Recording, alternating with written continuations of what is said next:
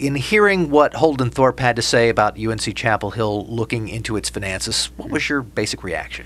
Well, I was really glad to hear a couple things that he said, that they're looking at purchasing and trying to figure out what's actually there. That's part of why we promote openness and why we have nctransparency.com, not just for the taxpayers, but for the managers to see how they're spending their money. So the fact that they're looking at how they purchase and trying to get information on that is a great step. The fact that they're looking at taking these savings and putting them to priorities.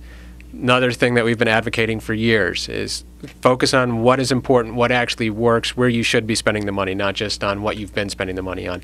And the fact that he talked about making these things permanent.